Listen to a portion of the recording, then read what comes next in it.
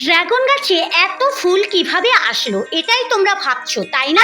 এত ফুল আসার জন্য কোনো রকম কষ্টই আমাকে করতে হয়। ড্রাগন গাছে কি সার দিলে দ্রুত ফুল ও ফল ধরবে, এই গোপন টিপসটা জানার জন্য ভিডিওটা পুরো দেখতে হবে। হাই গাইস, আসসালামু আলাইকুম, welcome my hobby house blog channel. আজকে আরো একটা নতুন ভিডিও নিয়ে তোমাদের কাছে চলে এসেছি। আশা করি এই ভিডিওটা দেখতে খুব ভালো লাগবে। আজকে কোনো রকম সংসারের কাজ বা রান্না বান্না নিয়ে তোমাদের কাছে আসিনি। আজকে এসেছি আমার ছাদ বাগানের সুন্দর একটা মুহূর্ত নিয়ে। গাছ ভালোবাসো তাদের কিন্তু সবার আজকের ভিডিওটা খুব খুব ভালো লাগবে। জানো তো আমি গাছ পাগল একটা মানুষ, আমার তো অনেকই ভালো লাগবে। আজকের ভিডিওতে তোমরা কিন্তু অবশ্যই কমেন্ট করতে ভুলবে না তোমাদের কার কার ভালো লাগে। যাই হোক, যারা রেগুলার আমার ভিডিও দেখো তোমরা তো সবাই জানো আমার ছাদ বাগানে অনেক রকমের ফুল ফল সবজি আর অনেক ইনডোর প্ল্যান্ট গাছ, তাই তোমাদের প্রথমেই ছাদ বাগানটা একটু ঘুরিয়ে দেখিয়ে দিচ্ছি। তেমন কোনো ডিটেলস একটা একটা করে দেখাতে পারছি না, তবে আমার ছাদ বাগানটা সুন্দর করে একটু সাজাচ্ছি, পরে দেখাবো। যে কাজটার কথা বলবো সেটা হলো এই আমার এতগুলি ড্রাগন গাছ। বাজে বিকেল 5টা আর আমি ছাদে চলে এসেছি।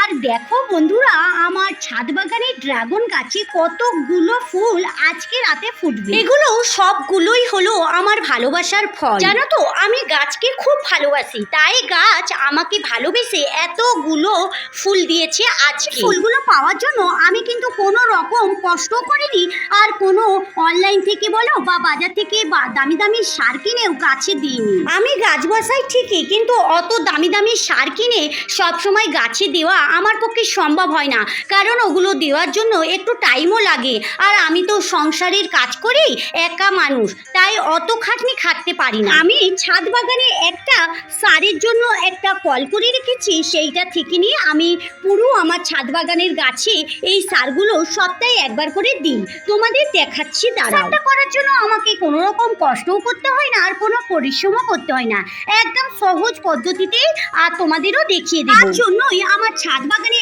এত ফুল ফল এত গাছপালাতে ভর্তি হয়ে আছে। চলো তোমাদের দেখাই ওই সারটা কিভাবে বানাই। সংসারের জন্য প্রতিদিনই রান্না করি, আর তার জন্য কোনো না কোনো দিন কিছু না কিছু সবজি তো আমার রান্নাঘর থেকে বেরিয়েই থাকে। ওই আলুর খোসা, পেঁয়াজের খোসা, তারপরে যাবতীয় শাকসবজির খোসা আমি কিন্তু কোনোদিনই ফেলি না। খোসাগুলো কিন্তু একটা পলিথিনে রেখে দিই, তারপরে বৈকালবেলা যখন ছাদে আসি এইখানে আমি একটা জায়গা করে রেখেছি, ওখানে ওটগুলো ঢেলে দিই। পাশে যে ড্রামগুলো দেখালাম এগুলোতে কিন্তু মাটি তৈরি হচ্ছে। আমি এইভাবেও মাটিও তৈরি করি। আমার ছাদ বাগানের প্রত্যেক মাটি কিন্তু আমার নিজের হাতেই তৈরি করা। দেখো জলের বোতলের যে ডাব্বাটা আমি কেটে এরকম কলসির মুখে রেখে দিয়েছি, আর এখানে একটা ছোট্ট কল বসিয়ে দিয়েছি। থেকে সবজিগুলো পচে লিকুইড সার তৈরি হচ্ছে। আর এখান থেকে দেখো আমি এই সারগুলো এরকম করে নিয়ে নিই, আর এগুলো ওই পানিতে মিশিয়ে আমি প্রত্যেক গাছে কিন্তু সপ্তাহে একবার করে দিই। আজকে আমি ড্রাগন গাছে দেবো না, অন্য গাছে দেবো, তোমাদের দেখানোর জন্য ওটাকে আমি নিলাম। প্রতিদিন আমি প্রত্যেক গাছেই নর্মাল পানি দিয়ে দিই গাছের গোড়াতে। এটাই হলো আমার গাছের পরিচর্যা। এভাবেই কিন্তু আমি গাছের পরিচর্যা করি। চলো এবারে চলে যাবো, রাতে আসবো। এখন রাত 10টার মতো বাজে আর আমি চলে এসেছি আমার ছাদ বাগানে। আমার ওই ড্রাগন ফুলগুলো এখন দেখো খুব ভালো করে ফুটে গেছে। ফুলের পরাগায়ন না করলেও হবে, আগের ফুলগুলো আমি পরাগায়ন করতেই পারিনি, একটু ব্যস্ত ছিলাম। আর আজকে এতগুলো ফুল ফুটেছে, আজকে তো পরাগায়ন করব। ড্রাগন ফুলের পরাগায়ন করলে একটা ভালো হয়, ফলগুলো অনেক বড় বড় হয়। আর দেখো বন্ধুরা, আমার ছাদ বাগানে রাতের বেলা সাদা সাদা কি দারুণ ড্রাগন ফুল ফুটেছে। তোমাদের কার কার ড্রাগন গাছে ড্রাগন ফুল ফুটেছে আমাকে কমেন্ট বক্সে অবশ্যই জানাবে। জানো তো বন্ধুরা, আজকে আমি খুব খুশি, কারণ ড্রাগন ফুল বা ফল তো আগে অনেক হয়েছে, একদিনে এতগুলো ফুল কোনোদিনই হয়নি, এই প্রথমবার। এবারে একসঙ্গে 15টা ফুলের কুড়ি এসেছিল, 6টা শুকিয়ে গেছে, 9টা ফুল আজকে একসঙ্গে ফুটেছে। তোমরাও কিন্তু ছাদ বাগানে বা ব্যালকনি বাগানে গাছ বসাতে পারো বা গাছ লাগাতে পারো, আর বিনা পরিশ্রমে এই গাছগুলো কিন্তু খুব ভালোভাবেই হবে। চলো এখানে সব ফুলগুলোর পরাগায়ন করা হয়ে গেছে, এবারে আমি চলে যাব নিচে।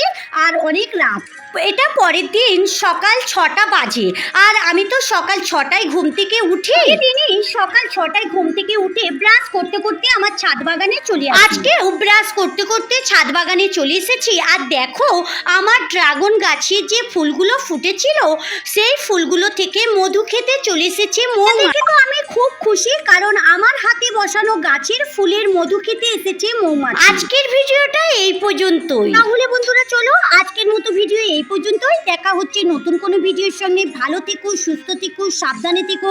ভালো লাগলে লাইক কমেন্ট শেয়ার করো। যারা এতক্ষণ আমার সঙ্গে থাকলে আমার ভিডিওর কোথাও যদি একটু ভালো লেগে যায় তাহলে আমার চ্যানেলটা সাবস্ক্রাইব করে সঙ্গে থাকতে পারো। যারা এই কাজটা করে রেখেছো তাদেরকে অসংখ্য ধন্যবাদ, থ্যাংক ইউ।